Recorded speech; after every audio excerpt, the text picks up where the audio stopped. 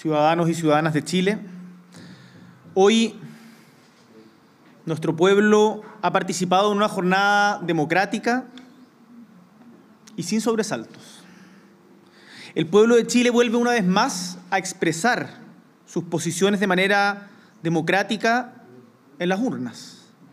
Y nuestro país, y esto es importante y no es obvio, una vez más utiliza el diálogo para resolver sus diferencias, porque hemos entendido todos, en todo el espectro político, que la democracia se defiende y fortalece siempre con más democracia y nunca con menos. Quiero partir agradeciendo a todos y todas quienes han hecho posible que un evento de tal magnitud como el de hoy haya resultado de manera impecable. Al CERVEL, a las Fuerzas Armadas, a Carabineros, a los vocales de mesa, apoderados y apoderadas, a quienes trabajaron también para transportar a nuestros compatriotas y a todos quienes concurrieron a las urnas a votar. Este día se ha cumplido una nueva etapa del proceso constituyente iniciado en 2019, en momentos difíciles para nuestra patria.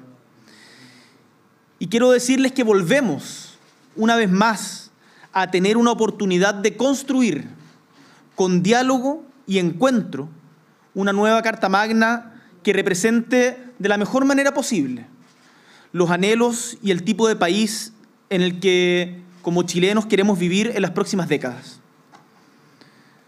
Esto no debe ser pensado de cara a la próxima elección, ni siquiera solamente en función de un periodo de gobierno. Tiene que ser pensado para las generaciones que hoy habitan nuestra patria y por sobre todo para las futuras. Una Constitución debe durar décadas y por lo tanto debemos ser capaces de cerrar exitosamente este debate.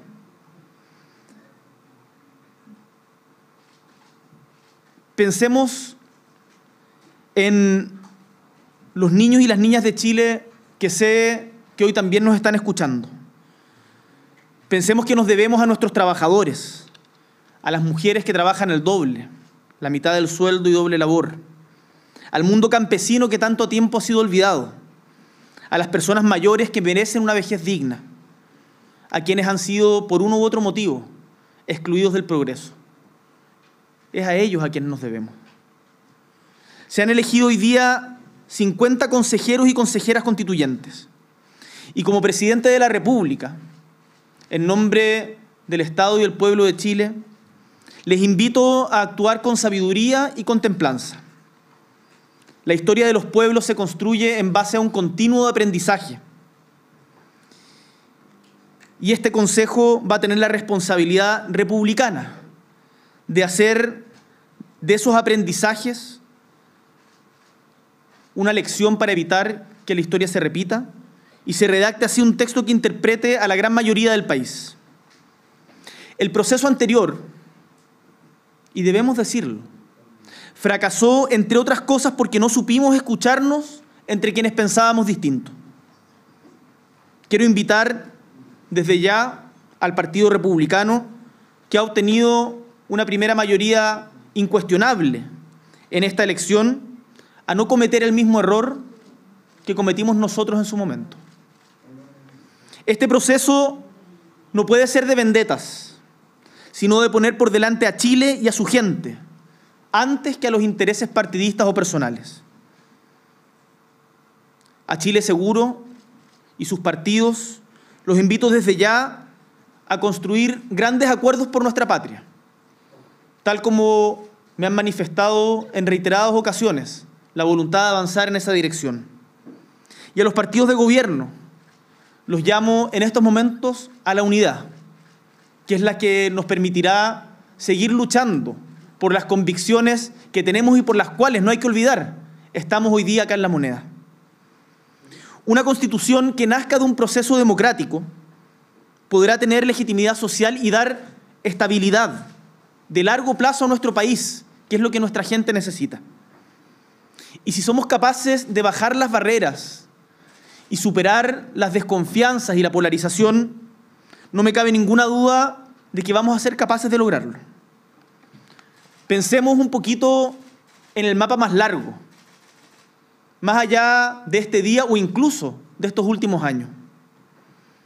En nuestra larga historia republicana, en donde desde O'Higgins y la lucha por la independencia, a la gesta de Prat, cuyo sacrificio nos recordó que la derrota es siempre breve, a Pedro Aguirre Cerda con la construcción de un nuevo Estado consolidando la Constitución del 25 de Alessandri, a la reforma agraria de Frey o la nacionalización del cobre de Allende, o en tiempos más recientes, la recuperación de la democracia liderada por el presidente Elwin y las fuerzas políticas que acompañaron ese proceso y la lucha contra la dictadura, o el terremoto del 2010, cuya reconstrucción le tocó enfrentar al presidente Piñera. En todos estos eventos ha quedado claro que cuando como país somos capaces de unirnos, sacamos lo mejor de nosotros mismos y avanzamos. Vamos hacia adelante. Hay algo de cara a los resultados de esta elección que no debemos olvidar. Esta estuvo marcada sin lugar a dudas, y así lo han reconocido todos los actores políticos, y por cierto, la gente que fue a votar, por la crisis de seguridad y la crisis migratoria que han calado profundo en el ánimo de nuestros compatriotas. Pero estas crisis, quiero que sepan, les estamos dando respuesta y las estamos enfrentando y trabajando firmemente como gobierno, pero no solo como gobierno, como Estado, con la colaboración de todos los sectores. Así se demuestra, por ejemplo, con el primer vuelo de repatriación a ciudadanos venezolanos que salió la madrugada de ayer desde Arica, o la desarticulación de diferentes bandas delictuales que han cometido delitos que no son tolerables en nuestra patria. Pero estas dos crisis no pueden hacernos olvidar, queridos compatriotas, y ustedes lo saben mejor que yo, que las causas del malestar que se expresaron en el estallido social del 2019 siguen presentes.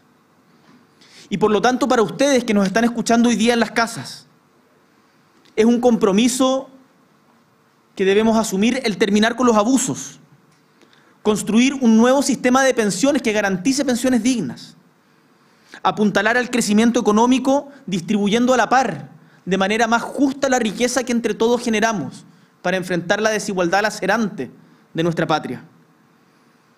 Descentralizar también las decisiones para que las regiones, sé que nos están escuchando de todas las regiones de Chile, para que las regiones sean más fuertes.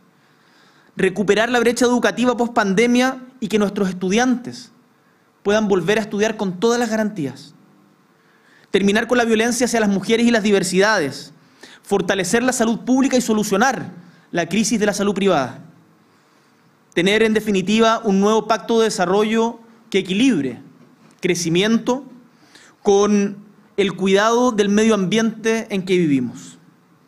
Esta es la agenda del gobierno que hoy, mientras paralelamente el Consejo Constitucional deliberará para cumplir su tarea de ofrecerle al pueblo de Chile un nuevo proyecto de Constitución, nosotros estaremos ejecutando y gobernando. Creemos que es el mejor favor que le podemos hacer al proceso, gobernar firmes, gobernar bien para todos los chilenos y chilenas. Y no me cabe ninguna duda que juntos, sector público y sector privado, en conjunto con la sociedad civil, lo vamos a lograr. He escuchado en los últimos meses muchas voces que han manifestado disponibilidad para ello. Y ya resuelta esta elección, es el momento de encontrarnos. Sin lugar a dudas, serán muchísimas lecturas de los resultados de hoy. Y en mi opinión, uno de los puntos más relevantes, además, por cierto, de el innegable crecimiento del Partido Republicano, es que hay una mayoría diversa de chilenos y chilenas que se han comprometido públicamente con construir una nueva constitución para nuestro país y que eligieron consejeros y consejeras que públicamente se han manifestado a favor de que Chile cuente con una nueva Carta Magna. Es posible construir esas mayorías, es posible conversar, entendernos, que lo mejor para Chile no está en acrecentar las divisiones, sino en buscar nuestros puntos de encuentro. Lo que Chile espera es que todos los sectores políticos, Unidad por Chile, el Partido Republicano, Chile Seguro, y también quienes no han alcanzado consejeros constitucionales, pero que van a jugar un rol, además de la sociedad civil, que tiene que tener un rol importante de participación en el proceso, podamos encontrarnos y ponernos de acuerdo. Porque llegar a acuerdos es por naturaleza algo que es difícil de alcanzar y a veces en momentos de polarización se torna contraintuitivo. Lo común y lo más fácil, y esto ha sido un aprendizaje de la historia de Chile, es reforzar solo las ideas propias más que encontrar aquellas cosas que nos puedan unir. Pero la ciudadanía, no tengo dudas, nos demanda un esfuerzo mayor aún, que es que salgamos de esa posición de comodidad, que es que escuchemos a quien piensa distinto y veamos en esa opinión algo valioso que puede mejorar la propia. Nos demanda estar a la altura de los acuerdos que nos abran caminos para alcanzar un mejor futuro para las mayorías de nuestra patria. Y les digo, habiendo recorrido Chile, sus 16 regiones, tenemos todas las posibilidades de lograrlo. En el gobierno seguiremos trabajando con un sentido de urgencia cotidiana para mejorar la vida de nuestros compatriotas, atendiendo las urgencias y necesidades, enfrentar la delincuencia con más recursos y mejores herramientas para nuestras policías, a la vez que fortalecemos y recuperamos nuestros barrios y nuestros espacios públicos, fortaleciendo también la educación, la cultura, el deporte. Hacernos cargo de la crisis migratoria que afecta a nuestro continente, como hemos logrado gracias al diálogo con los países también involucrados en esta crisis, como demuestra la primera repatriación de ciudadanos venezolanos que se consolidó el día de ayer y que esperamos no sea la única. Vamos a avanzar además en un acuerdo para legislar una reforma tributaria y previsional que considere las diferentes visiones que existen en la política chilena, pensando en la gente, pensando en cómo mejoramos las pensiones de ustedes que están en su casa, de un acceso digno a la salud, de desarrollar una industria del litio que nos permita mirar de frente al futuro. Y estas son solo algunas de las tareas que tenemos como gobierno. Y permítame, para terminar, una última y breve reflexión.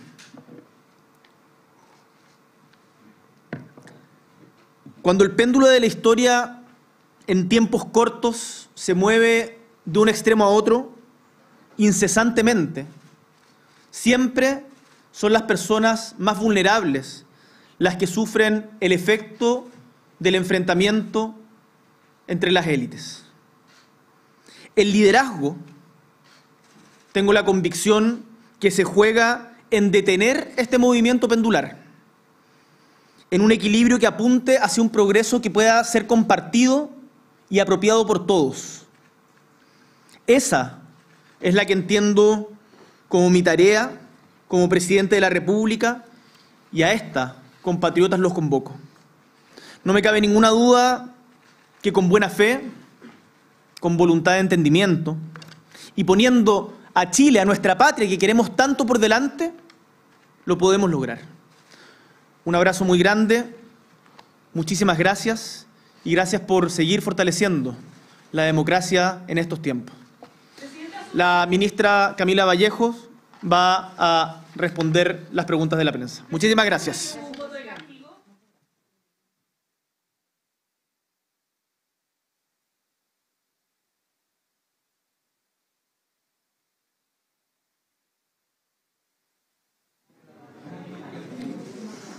Hola, muy buenas noches. Las y los escucho.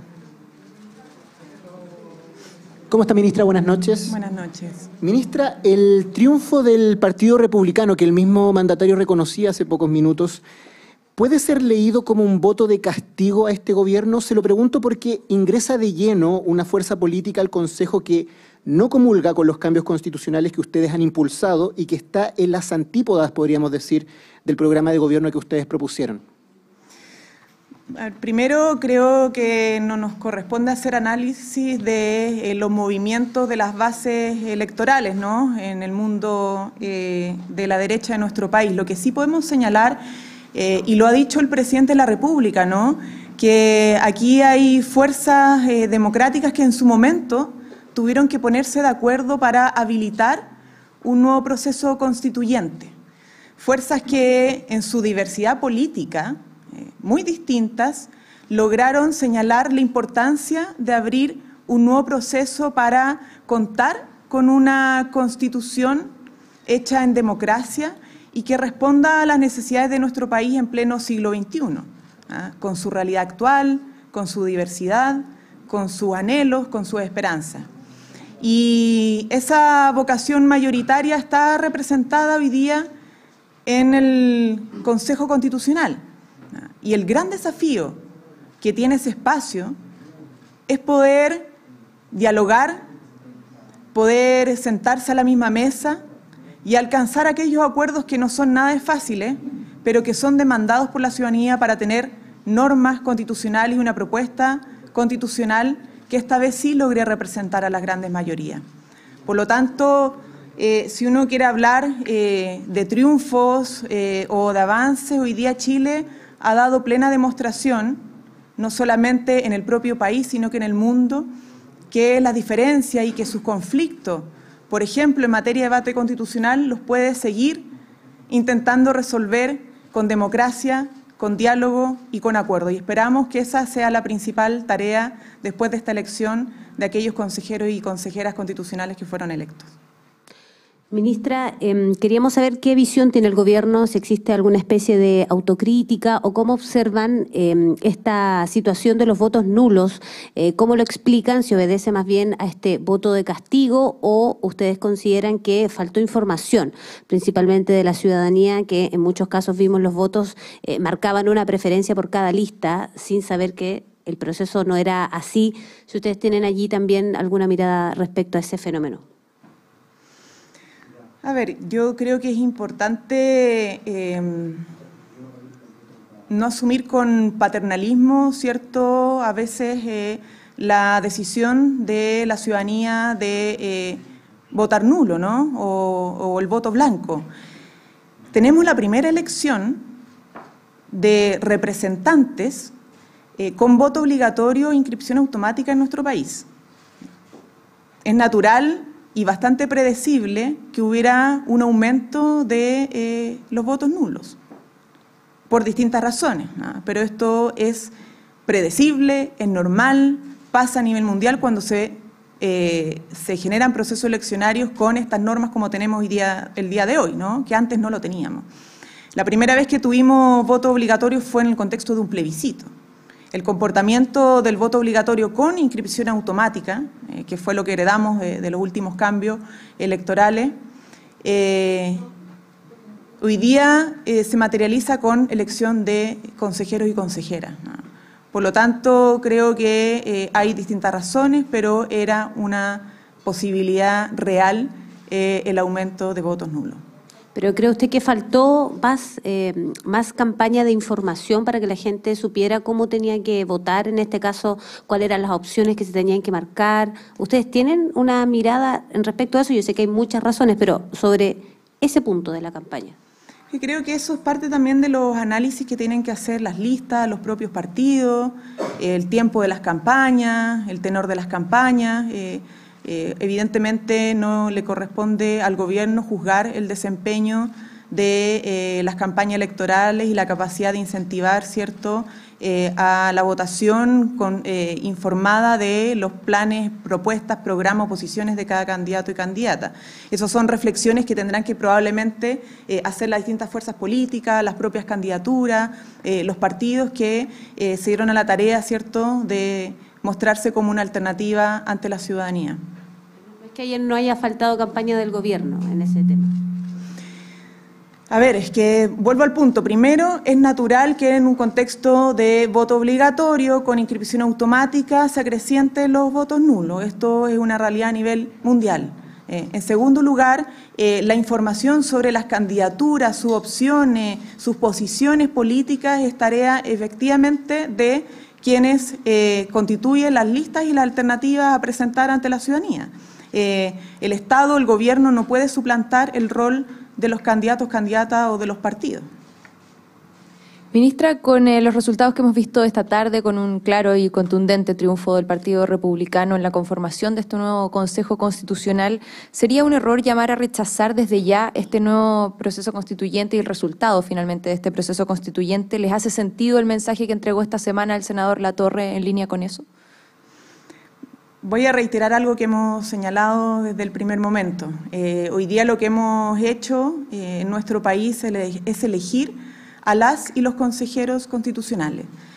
Ahora viene una ardua tarea para el Consejo Constitucional y que obviamente como gobierno le deseamos la mejor de la suerte, que prime el ánimo de diálogo, la vocación democrática, el desafío de lograr acuerdos, porque si no se logran acuerdos es muy difícil poder tener normas constitucionales, no solamente que representen a las grandes mayorías, sino que sean aprobadas. Por lo tanto, queda trecho por andar. Hoy día la responsabilidad y el protagonismo está en las y los consejeros constitucionales y luego la ciudadanía que nuevamente tendrá que participar en las urnas juzgando si el resultado de ese trabajo le satisface a sus expectativas, si representa realmente el Chile que quiere, que desea, que ha soñado, que si considera o no que esa propuesta puede entregarnos un mejor país, una mejor democracia, una mejor norma de convivencia entre, en medio, ¿cierto?, de nuestra diversidad como país, etcétera. Es decir, no podemos adelantarnos a resultados y en última instancia, cuando estén los resultados, va a ser la ciudadanía la que pueda juzgar si ese resultado le representa o no. Ministra, ¿qué tal? Buenas noches. Ya con los resultados en mano, ¿se confirma de cierta manera que fue un error la tesis que impulsó el PPD de ir en estas listas separadas dentro del oficialismo? Ellos apuntaron en su momento a un mundo de la centroizquierda que finalmente no se vio reflejado, al menos en esta elección. ¿En qué pie queda ese mundo en particular dentro del gobierno? A ver, nosotros consideramos que como gobierno corresponde respetar la autonomía de los partidos políticos y cómo deliberadamente puedan definir en sus propios espacios, ¿cierto?, sus posiciones, ¿no? Y ahora también lo mismo respecto a la evaluación que tendrán que hacer las distintas fuerzas políticas, tanto de sus desempeños como de sus decisiones, ¿no? Para nosotros lo fundamental como gobierno es seguir gobernando. Tenemos una agenda ardua que busca responder a distintas problemáticas que siguen presentes en nuestro país, el alza del costo de la vida, el problema de las pensiones, el problema de la seguridad, el problema de la mala distribución de la riqueza que existe todavía en Chile, y para eso sí vamos a requerir mucho diálogo y mucha unidad. Chile requiere mayor entendimiento, requiere mayor unidad. No basta con la voluntad del Congreso, no basta con la voluntad del Gobierno, requiere la voluntad de todos, en conjunto. Así como lo hicimos con el proyecto de las 40 horas, esperamos también lograr esos entendimientos, esos acuerdos materializados en los espacios que corresponde, y particularmente en el Congreso Nacional, donde vamos a analizar no solamente el trabajo unitario de los partidos oficialistas, sino que también los que están en la vereda del frente, y que tiene una representación importante en el Congreso Nacional. Por lo tanto, más allá de las evaluaciones correspondientes que tengan que hacer los partidos ante los resultados de esta elección del día de hoy, para nosotros lo fundamental es promover y asegurar que haya entendimiento en el Congreso para responder a las necesidades y la urgencia y las transformaciones profundas que también nuestro país viene demandando hace mucho tiempo y que lamentablemente se han tenido que expresar en masivas manifestaciones cada cierto tiempo en nuestro país. Por lo tanto, la tarea ahora de nosotros es el llamado a la unidad, a los acuerdos. Muchos pidieron postergar acuerdos y diálogos para después de esta elección.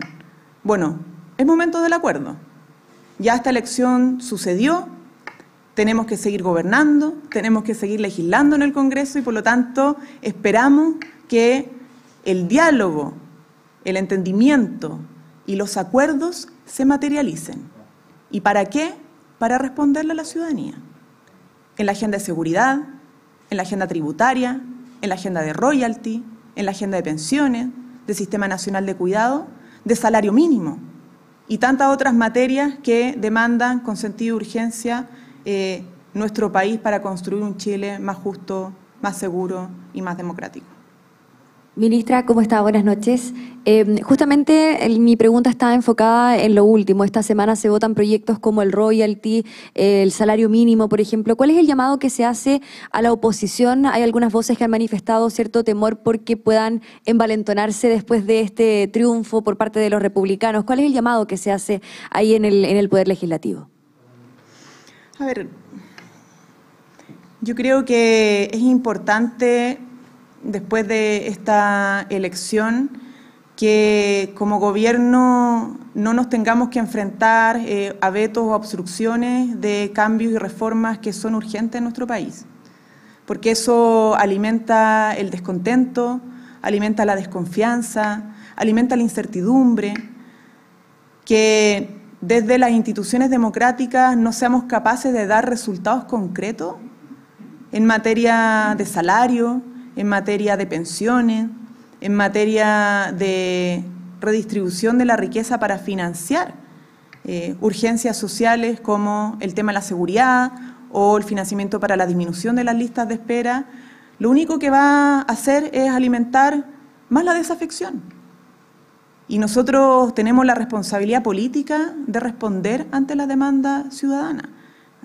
Y esa responsabilidad política parte obviamente desde el gobierno, desde el Poder Ejecutivo, pero requiere también del Congreso Nacional en su diversidad política. Porque nadie tiene la mayoría absoluta para aprobar los cambios. Nos necesitamos a todos y todas. En ese sentido, nosotros vamos a insistir en la reforma, el compromiso de programa de gobierno que hemos tenido, entre ellos el salario mínimo y el royalty, para mejor aprovechar los recursos del cobre y con esos recursos desarrollar las regiones, las comunas, etcétera. Pero no lo podemos hacer solo como gobierno. Y tampoco lo podemos hacer solo con los parlamentarios y parlamentarias del oficialismo. Requerimos a sectores de la oposición. La pregunta es si esa oposición va a estar disponible a materializar en los hechos lo que en la palabra se señala, que es la importancia de la unidad, de los acuerdos y del diálogo. Nosotros hacemos un llamado a que esa vocación democrática se exprese en hechos y no solamente en palabras.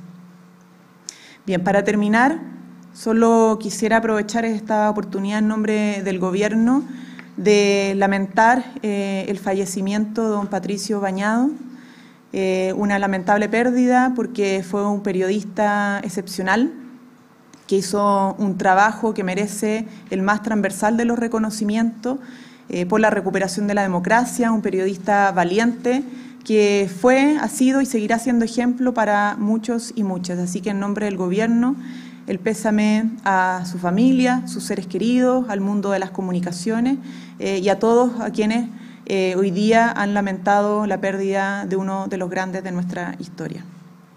Muchas gracias.